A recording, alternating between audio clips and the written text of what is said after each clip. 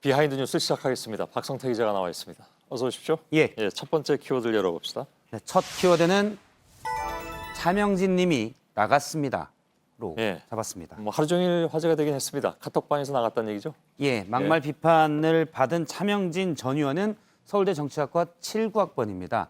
같은 과 동기들끼리 카톡에 단체 대화방이 있었는데 오늘 한 멤버가 그 내용을 소셜미디어를 통해 공개했습니다. 그 내용을 잠깐 보면 김모 교수가 갑자기 차명진이 나쁜 X야, 정신 언제 차릴래? 라고 말을 했습니다. 그러자 곧바로 차명진 님이 나갔습니다. 라는 멘트가 떴습니다. 하긴 뭐 저 얘기를 듣고 남아있기도 좀 그렇겠네요. 그렇습니다. 그런데 이 김 교수가 바로 다시 초대했습니다. 위에 있는 채팅방으로 초대하기 버튼을 누르면 바로 소환이 되는데요. 그러고 다음에 김모 교수가 이 X야 어딜 도망가? 라고 하자 또 바로 나갔고 김모 교수가 뭐 없는 자리에서 욕하기도 뭐하고 오늘부터 완전히 아웃이다 라고 얘기를 했습니다. 이 대화를 지켜보던 다른 멤버가 예전부터 아웃이었어 라고 말한 내용을 오늘 한 멤버가 공개했습니다. 뭐 원래 이렇게 교류가 있지는 않았던 모양이군요. 예, 카톡방에는 모두 13명이 들어가 있습니다. 제가 오늘 그중에 한 멤버와 직접 얘기를 했는데요. 이 단톡방 멤버들이 1년에 뭐 서너 차례 또는 너댓 차례 모였다고 합니다. 이 단체 대화방에서 모임 약속을 잡기도 하고 간단한 대화를 나누기도 했는데요. 차 전 의원은 최근 몇 년간 모임에도 또 대화에도 참여하지는 않았다고 합니다. 그러면서 차 전 의원을 향해서는 대학에서는 뭐 야학도 하고 치열하게 살았는데 어쩌다가 이렇게 됐는지 좀 아쉽다라는 아쉬움을 표하기도 했습니다. 그 통화한 분이? 차 전 의원은 한때 진보정당인 민중당 활동을 오래 하기도 했습니다. 그러니까 대화방에서는 차 전 의원은 이른바 눈팅만 하고 활동은 하지 않았었는데 이번에 욕설을 듣자 바로 나간 것으로 보입니다.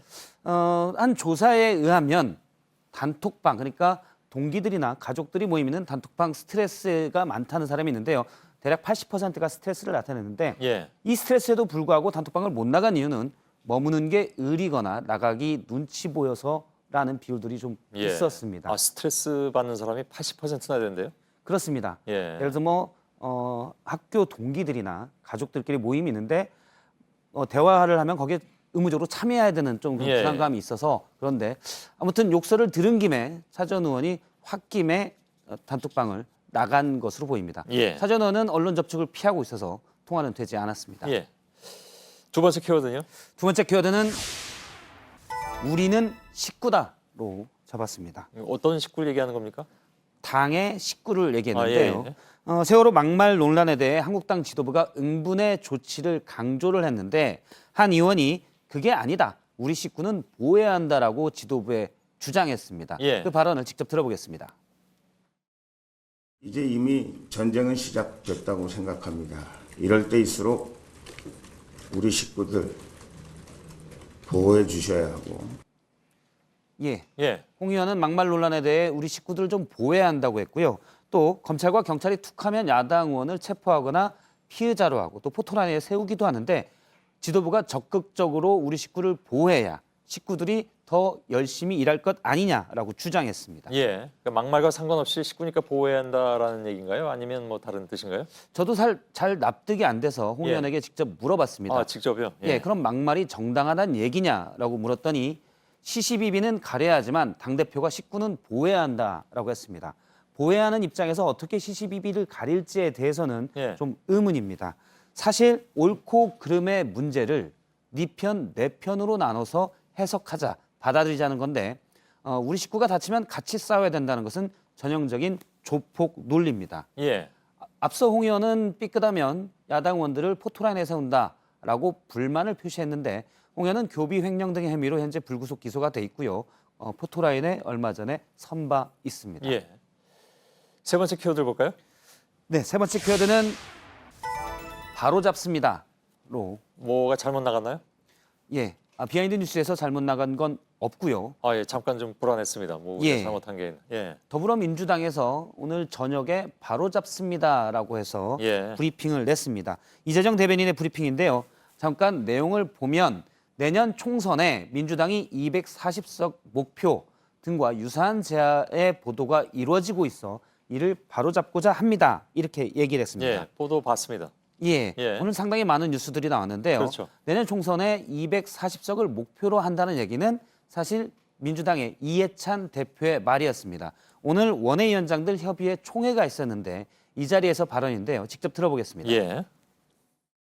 125명이 다 내년에 당선되면 우리 당이 240석이 됩니다. 비례까지 합치면은 260석쯤 될 겁니다. 예, 충분히 우리가 꿈꿔볼 수 있는. 예.